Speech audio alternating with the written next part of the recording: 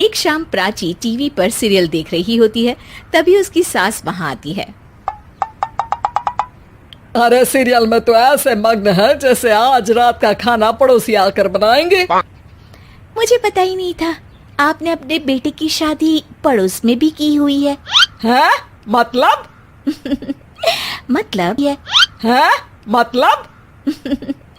मतलब इस घर में सारा काम बहू ही करती है, आप तो सिर्फ खर्राटे मारती हैं।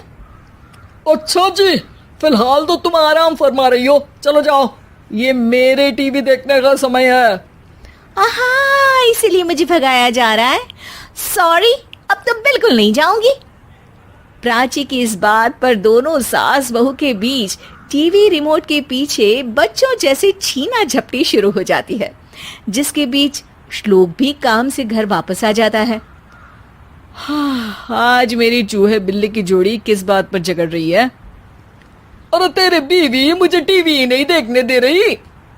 अरे तुम्हारी मम्मी मुझे खाना बनाने के लिए फोर्स कर रही है। अरे वाह, ऐसे बेतुके रीजन पर तो बच्चे भी झगड़ा नहीं करते। अरे मुझे कुछ मत बोल, सब इसने ही शुरू किया है। हाँ हाँ, जैसे आप तो बहुत दूध की धूली है ना। अरे बस, दोनों चुप। प्राची जाओ, खाने की तैयारी करो। और माँ तुम छोड़ो, तुम्हें क्या बोलूं, शांति से अपना सीरियल देखो, मुझे दोबारा लड़ने की आवाज सुनाई नहीं देनी चाहिए। ऐसा बोलकर श्लोक वहां से चला जाता है, जिसके पीछे पीछे प्राची भी कुछ न कुछ बड़बड़ाते हुए रसोई में चली जाती है। हाँ हाँ, सासू जी को तो कुछ बोलेंगे ही नहीं, बस मुझ पर ही हुक्म चलता है, खाना बनाओ, जैसे मैं इनके घर में खाना बनाने के लिए आई हूँ। इसी तरह शाम बीतती है और रात को श्लोक और प्राची की सास खाना खाकर सोने चले जाते हैं, लेकिन प्राची गुस्से में कुछ खाए बिना काम में ही लगी रहती है। इस घर में किसी को घंटा फिक्र नहीं पड़ता, मैं खाऊं या भूखी रहूं। प्राची कुछ देर के लिए रसोई से बाहर जाती है और जैसे ही वापस आती है तो वहां दूध का भरा ग्लास देखकर हैरान रह जाती है। फिक्र पूरी है, बस दिखाना नहीं है। प्राची दूध पीकर सोने चली जाती है और अगली सुबह एक बार फिर सास बहू का कार्टून नेटवर्क स्टार्ट हो जाता है। ये तुमने ही किया है। अरे अजीब जबरदस्ती है, मैं बोल रही हूँ मैंने कुछ नहीं किया। दोनों ने मिलकर पूरे घर को पागल खाना बनाया हुआ है। यहाँ कोई नॉर्मल इंसान तो रह ही नहीं सकता, इसीलिए अब पड़ोसी क्या रिश्तेदार भी घर आने से कतराते हैं। और सुन बेटे, तू भी चंगा, तेरी माँ भी चंगी, तेरी बीवी भी चंगी, रिश्तेदार। हाँ जी, आपको नहीं पता क्या, गंगाधर ही शक्तिमान है, रिश्तेदार ही। हाँ हाँ, बस समझ गया। कभी जानवरों जैसे लड़ेंगी तो कभी जुगलबंदी करेंगी। भाई मैं आप दोनों के बीच में नहीं फंसना चाहता। सास बहू की इस मन मौजी जोड़ी से परेशान होकर श्लोक अपना सिर खुजलाता वहां से चला जाता है। चलो अब मैं भी कीर्तन में जा रही हूँ। इस पर जैसे ही सास कमरे में अपना पर्स लेने जाती है तो वहां नाश्ते की प्लेट रखी देख मुस्कुराने लगती है और नाश्ता करके घर से बाहर निकलते हुए कुछ पैसे टेबल पर रख जाती है, जिसके कुछ देर बाद सिलेंडर वाला घर आता है। ओ मुरी मैया, मैं सिलेंडर के बारे में तो बिल्कुल भूल ही गई थी। घर खर्च के सारे पैसे भी मम्मी के पास है और श्लोक से बोला तो उल्टा 4 बात सुनाएंगे। प्राची ये सोच ही रही होती है कि अचानक उसका चेहरा चमक उठता है और वो घर में आकर इधर उधर देखने लगती है।